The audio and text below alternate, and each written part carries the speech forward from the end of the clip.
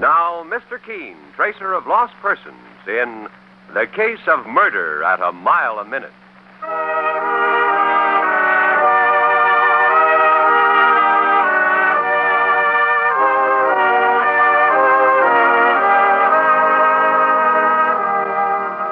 Presenting Mr. Keen, tracer of lost persons, a new weekly feature on NBC's All-Star Festival of Mystery, Comedy, Music, and Drama.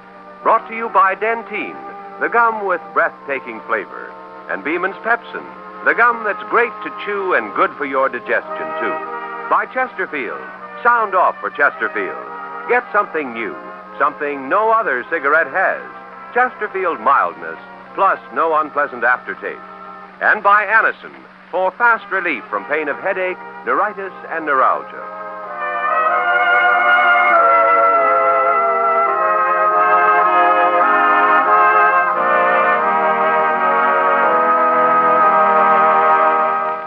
Now here's something of interest to you.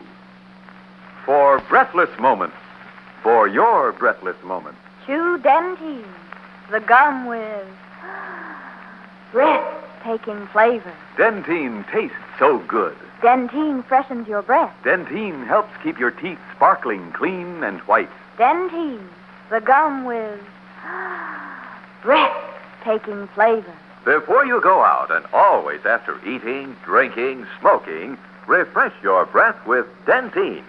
You'll love Dentyne chewing gum, for Dentyne has a wonderful, tingling, nippy flavor that lingers on and on.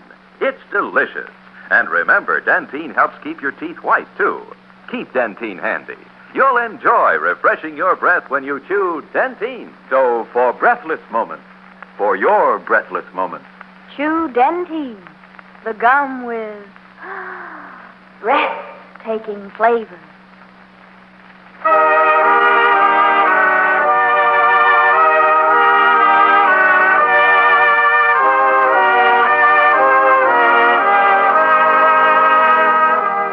Now, Mr. Keen, tracer of lost persons, one of the most famous characters of American fiction, in one of radio's most thrilling dramas. Tonight, the famous old investigator's case is entitled The Case of Murder at a Mile a Minute. Our scene opens in a city park, bright in the early December sunshine. A new convertible motor car with its top down is cruising along the driveway, and in it are two occupants. One is the driver, a handsome man in his early 40s. The other is an attractive young girl. As they converse quietly, however, they are unaware of the frightful danger which is just about to overtake them. The park is beautiful today, isn't it, Ted? Yes, very lovely, Eleanor. Oh, I'm so glad you asked me to go driving with you. It's good to get away from routine for a while. Eleanor, my dear. Yes? There's something I want to discuss with you, something that's troubling me a great deal. I noticed how preoccupied you were, but I didn't want to say anything until you mentioned it first. That's just like you, Eleanor. I think you understand me better than anyone else in the world. Ted, what is it? Why are you worried? It's about... Wait till I pull over a little and let that motorcycle pass. He's coming up behind us. Certainly is noisy. He's got his cutout open and he must be doing 60. Ted, he's coming too close. Well, I've given him enough room to... Ted, look out. Look out! Oh, for a moment I thought you'd hit that tree. Eleanor, I've been... Ted, there's blood on your coat. Eleanor... Ted, you've been shot.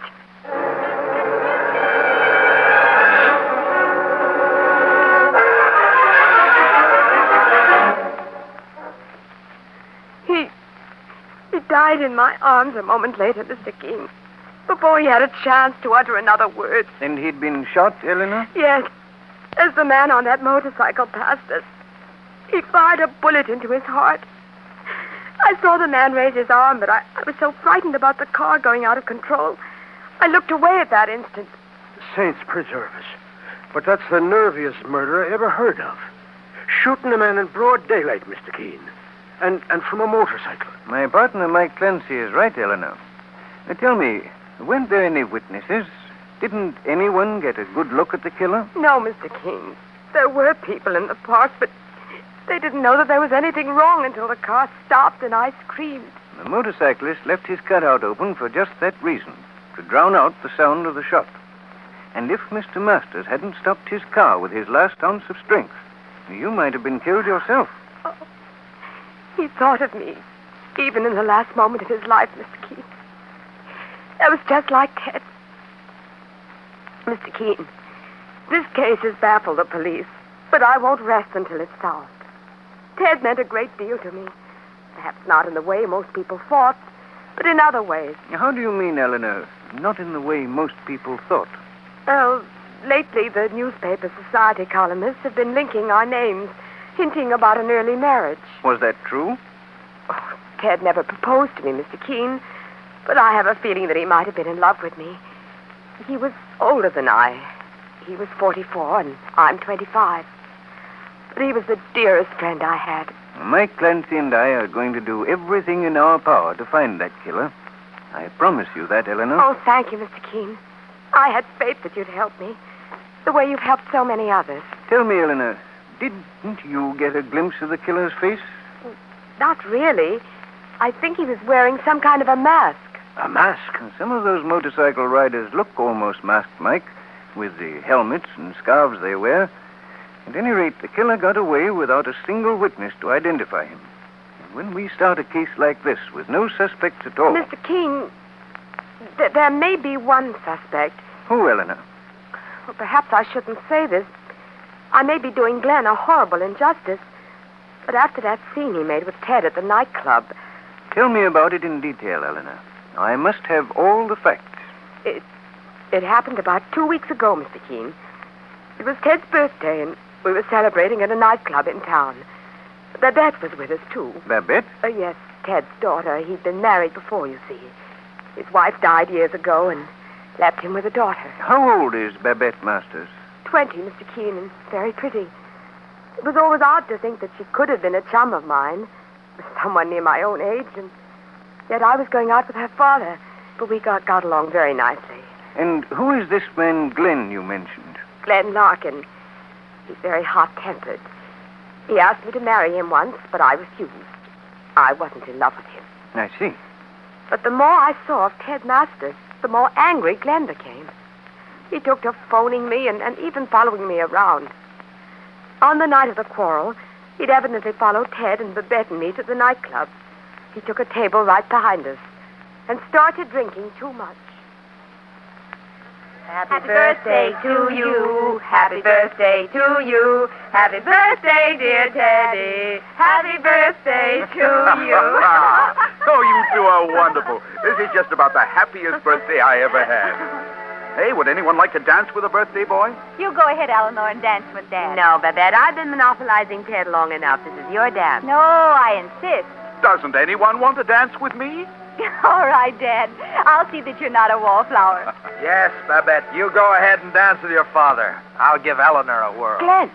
Having fun, Eleanor? Glenn, you've been drinking too much. Sure, why not? This is Mr. Masters, Glenn. Ted, Mr. Larkin, an old friend. A very old friend, Masters. How do you do? Old enough to give her some advice, too. Oh, Glenn, please. I've got no respect for a girl who runs after an older guy just because he's rich. Glenn, Eleanor, let me handle this, please. Yes, you handle it, Masters. I've heard about you, Larkin, and what a nuisance you've been making of yourself with Eleanor. Have you? If you don't stay away from Eleanor, I'll have to drum a few manners into your head. Want to have it out right now, Masters? Glenn, if you don't leave this table, I'll never speak to you again as long as I live. All right, I'll go. But you haven't seen the last of me, Masters, and don't forget it. Dad, don't follow him. Leave him alone. I intend to, Babette, for the time being. Oh, he spoiled the party. Ted, I'm so sorry. It's not your fault, my dear. Babette, get your things. You too, Eleanor. I think it's time we all went home.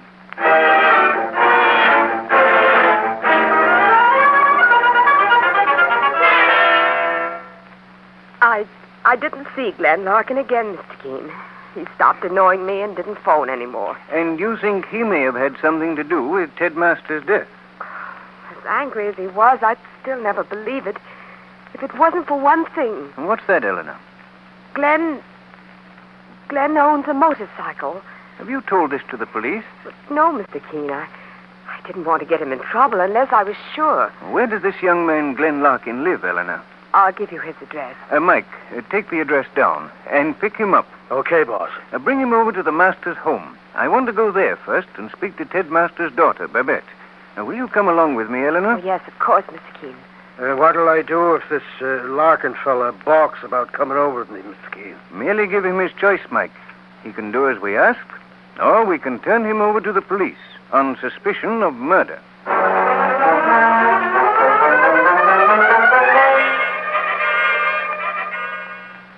Babette, this is Mr. Keen. Mr. Keen, the famous investigator? Babette, I am very sorry to learn what has happened. Mr. Keen has consented to investigate your father's murder. The most brutal thing I ever heard of, Mr. Keen. I loved my father very much. I don't know how I can live without him. Now, Babette. Try not to break down again. Mr. Keen, this is my father's brother, my Uncle Harry. How do you do, Mr. Masters? How do you do, Mr. Keen? We're all pretty much in a daze right now, sir. I understand. I've spent all my time here at the house with Babette since Ted was killed. I'm a bachelor, Mr. Keen, but I think of Babette as being my own daughter now. If she wants me to, I'll come and live with her. Try to take her father's place.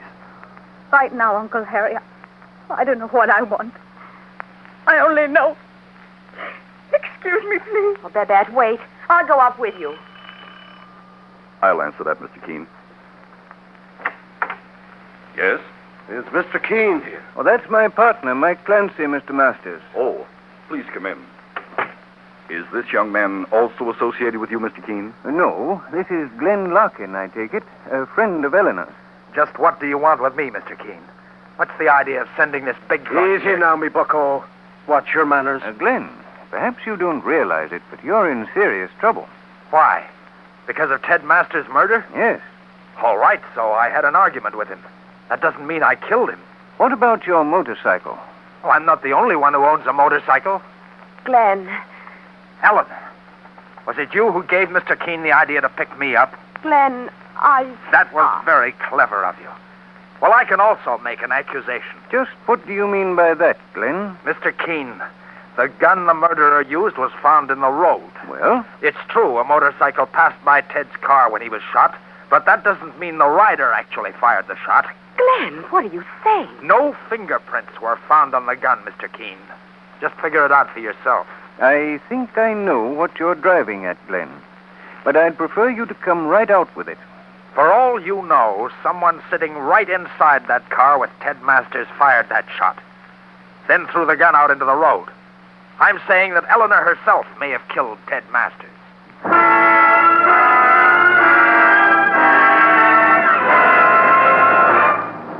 Mr. Keen will return in just a moment in the case of murder at a mile a minute. But first, here comes Bing Crosby and Bob Hope with a good angle on Christmas shopping. At Christmas time and all the year, it's Chesterfield that brings good cheer with mildness and a better taste, and no unpleasant aftertaste. Sound of Chesterfield. Sound of Chesterfield. A Christmas card, carton of milder Chesterfield. That's right. That was the Bing Crosby Quartet you just heard, folks. Dancer, Prancer, Blitzen, and Crosby. And this is Bob Chesterfield Hope reminding you that Christmas is just around the corner, and so is your friendly Chesterfield dealer with a complete line of Christmas gifts, including bright Chesterfield Christmas card cartons. Now, that's the perfect gift for any smoker, isn't it? A carton or two of Chesterfields with that Chesterfield mildness, plus no unpleasant aftertaste. So for your friends this Christmas, for your own smoking pleasure all year round, take a tip from Bing and me and... Sound of Chesterfield. Sound of Chesterfield. A Christmas card, carton of milder Chesterfield. That's right.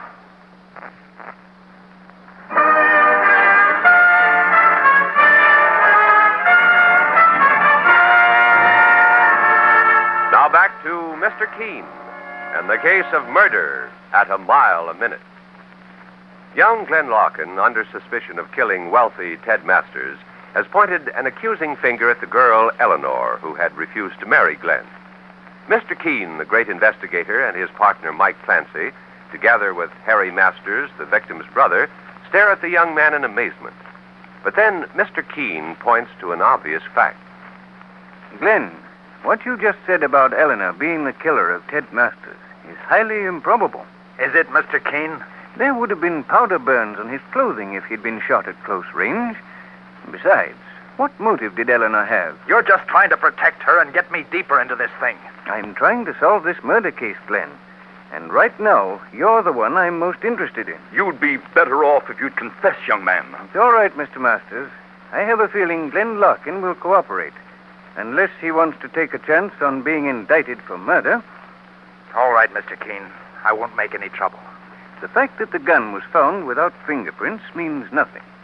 The motorcyclist was undoubtedly wearing gloves, and there's no getting away from the fact that the motorcyclist murdered Ted Masters. It only remains to find out now who that person was. It wasn't me, Mr. Keen. I swear to it. What were you doing on the day Ted Masters was killed, Glenn? I was at work. I'm an assistant manager in a sporting goods store. At what time did the murder occur, Eleanor? It was exactly 3 in the afternoon, Mr. Keen. Glenn, can you prove you were in the store at 3 o'clock? Well, can you? No, he can't prove it, Mr. Keen. Babette, are you feeling better? Yes, Uncle Harry. Babette, how do you know Glenn Larkin wasn't at the store when your father was killed? Because he was outside this house at 2:30, Mr. Keen, and he left soon after. How do you know? I saw you, Mr. Larkin. You were standing outside. Is that true, Glenn? Yes, Mr. Keen. I was here. And when did you return to your work at the store? At 3:30. Oh, then, Mr. Keen, he could have caught up with Ted and Eleanor when they left here in Ted's car. I didn't, I tell you. I didn't even have my motorcycle with me. It was parked in a vacant lot behind the store where it always is. Babette, when you saw Glenn outside the house, did you also see a motorcycle? No. No, I don't think so, Mr. Keen. But, Mr. Keen, what could have prevented him from returning to the store, getting the motorcycle, and catching up with my brother Ted? Ted drove to the park often. Maybe this young man knew that. You're all trying to use me as a scapegoat. I had nothing to do with the murder, I tell you. Glenn, why did you come here to Ted Masters' house that afternoon? I received a letter from Masters, Mr. Keen. I had quarreled with him about Eleanor, and he challenged me to meet him at his home and have it out. He told me to be here at 3. I came early and waited, then rang the bell. No one answered, so I left. Did you hear him ring the bell, Babette? Yes, Mr. Keen. I didn't answer because he looked ugly. I was afraid of him. Glenn, do you have that message Ted Masters sent you? No, Mr. Keen. It got me so mad I tore it to pieces.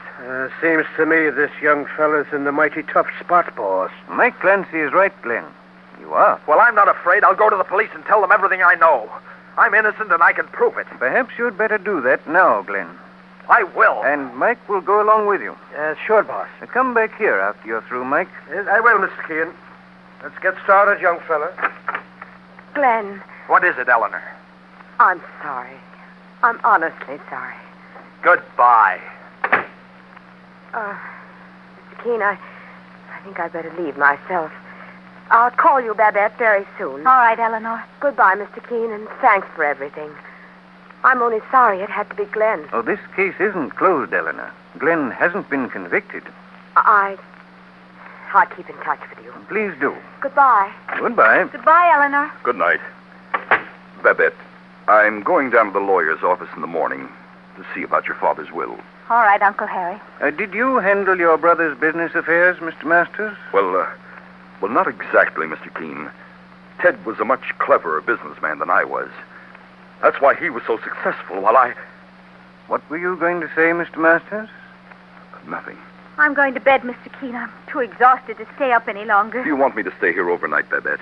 If you'd like to stay, please do, Uncle Harry. Good night. Good night. Well, I've got a club meeting tonight, Mr. Keen. I think I'll run down for a couple of hours. Can I drop you off anywhere? I want to wait here for my partner to return, Mr. Masters. You've done a great job on this case. In my opinion, that young man, Glenn Larkin, is guilty. I prefer to wait until I have further proof. However, no matter who the murderer is, I intend to put my hands on him tonight. You mean, even if we've made a mistake about young Larkin? Yes. Have you any ideas? One or two. On second thought, Mr. Keen, I think I'll skip the club tonight. I'll go inside into the library and read for a bit. Shall we say goodnight now?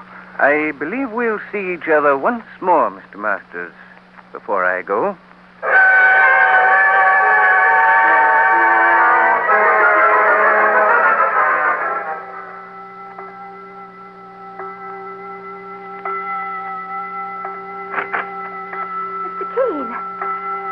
Still here? Yes, Babette. I've been waiting for my partner, Mike Clancy, to return.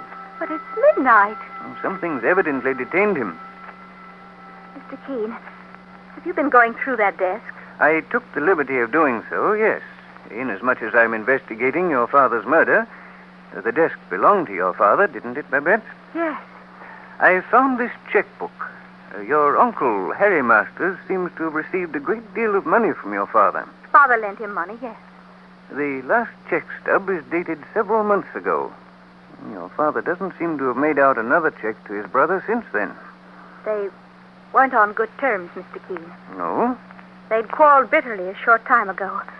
I didn't mention it out of loyalty to my uncle. What did they quarrel about? Uncle Harry made an investment and lost almost all his money. Father had warned him not to, but he insisted. After he lost the money, he blamed it on Father. Even though your father had warned him not to make the investment? He twisted Father's words around. Anyway, Mr. Keen, Father felt sorry for him, and he helped him out for a while. And then when Uncle Harry demanded too much, Father became annoyed and stopped supporting him. That's a lie. No one has ever supported me. Uncle Harry! You're both trying to get me into trouble, but I won't stand for it. There's no need to get excited, Mr. Masters. Well, it's true, Mr. Keen. I borrowed money from Ted, and I quarreled with him. But do you think I'd kill my own brother? It's happened before. Babette knows how fond I was of Ted. Don't you, Babette? All I know is that you've tried to interfere with Father's life and mine for years, Uncle Harry. Oh, don't say that, Babette. Mr. Keen might think that... Well, she's peeved with me, that's all, Mr. Keen. Ever since I told her that you'd changed in many ways, well, she's been angry. Changed? How, Mr. Masters? Oh, I don't know. Young women are so peculiar these days. They change their appearance so fast, you hardly recognize them. Hair cut short. That's enough, Uncle Harry. Babette, this photograph of you and your father here on the piano, how long ago was it taken? We took that on his birthday. A couple of weeks ago, Mr. Keen. I noticed it in particular because I happen to agree with your uncle here. You have changed. What do you mean? In this picture, your hair is long, almost down to your shoulders. But since then, you've given yourself a very short bob, like a boy. What's that got to do with anything? May I look inside your room, Babette? My room? It's right here, isn't it? Wait, don't go in there. Mr. Keen, I refuse to have you search my room. Would you mind stepping aside, Babette, just for a moment? Where are you going? I merely want to check this closet. There's nothing in there, I tell you, nothing. No? Do you mind if I look inside this suitcase? Mr. Keen, Babette's just taken a gun out of that drawer. Keep away from that suitcase, Mr. Keen. I've already found what I was looking for, Babette. A pair of men's breeches, a motorcycle helmet, and a heavy scarf, which you undoubtedly wound around your face to form a mask. Mr. Keen, you mean Babette killed her own father? I didn't mean to. I loved him. He was my life. It was that woman I wanted to kill, Eleanor. She was taking him away from me. So that was it. When you fired the gun, you missed Eleanor, your intended victim, and killed your father. Why don't you leave me alone? Who asked you to come here? I'll kill you, too. Drop the gun, young lady. Good work, Mike. How long have you been inside the house? I got your phone message at police headquarters and came over here like you said, Mr. Keen. I came in through the cellar and kept under cover. All right, you have me now. I don't care what happens to me anyway. You certainly went about this crime in a very clever way, Babette. When you witnessed the quarrel between your father and Glenn Larkin, you realized that Glenn might easily be blamed if you murdered Eleanor. You sent Glenn that note, didn't you? Asking him to come here, and knowing that perhaps he'd leave his motorcycle where he always parked it. She sure had young Larkin pinned against the wall, Mr. Keen. And the first thing that made me suspicious of her, Mike, was the way she came out with her facts. So clearly and calmly, in spite of her unhappiness over her father. But it was her hair that gave me the strongest clue. You cut it short, Babette, so you'd appear more like a man when you rode that motorcycle. A young woman with your natural beauty doesn't deliberately spoil her appearance without a reason. Mr. Keen, I still can't believe that Babette... I'm afraid you don't know how clever your niece can be, Mr. Masters. She already had one scapegoat in Glen Larkin, but she was going to add another one by involving you. She only had to take one chance, and it worked out in her favor. One chance? The afternoon of the murder, she didn't see Glen Larkin waiting outside the house.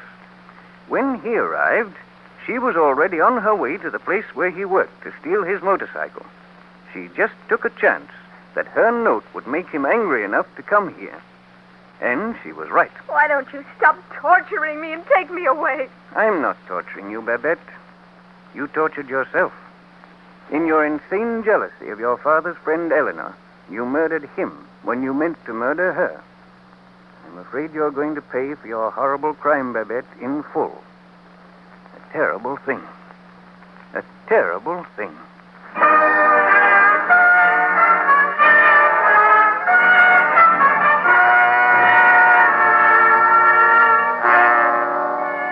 So Mr. Keen finds the solution to the case of murder at a mile a minute.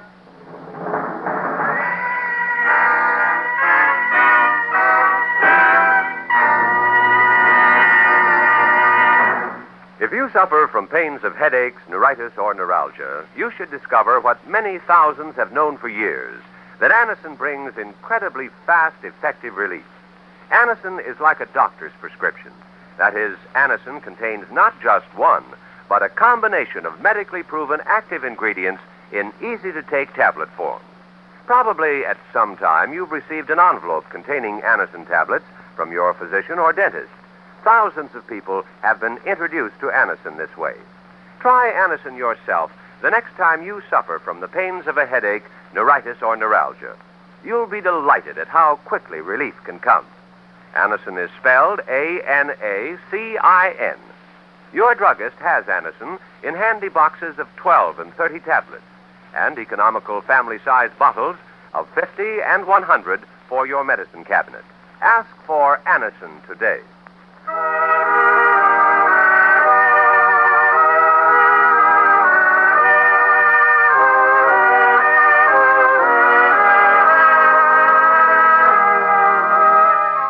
Listen again next week to Mr. Keen, Tracer of Lost Persons, a new weekly feature on NBC's All-Star Festival of Mystery, Comedy, Music, and Drama. Brought to you by Dentyne, the gum with breathtaking flavor, and Beeman's Pepsin, the gum that's great to chew and good for your digestion, too. By Chesterfield, sound off for Chesterfield. Get something new, something no other cigarette has. Chesterfield mildness, plus no unpleasant aftertaste. And by Anacin, for fast relief from pain of headache, neuritis, and neuralgia. Mr. Keen, Tracer of Lost Persons, is based on the novel Mr. Keen. The radio sequel is originated and produced by Frank and Ann Hummer. Richard Leonard is the director. Philip Clarke plays Mr. Keen. Your announcer, Jack Costello. We thank Ed Latimer, who played the role of Mike Clancy, for James Kelly, who was unable to appear. Remember, Mr. Keen is on the air at this same time every Thursday at 8:30 Eastern Standard Time. Don't miss Mr. Keen next Thursday when the kindly old tracer turns to the famous actress murder case.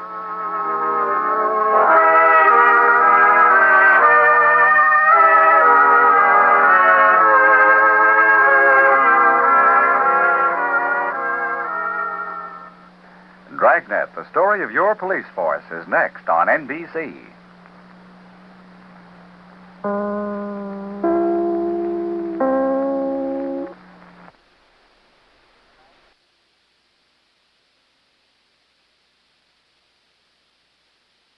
This RadioVault.com program is a copyrighted presentation, all rights reserved.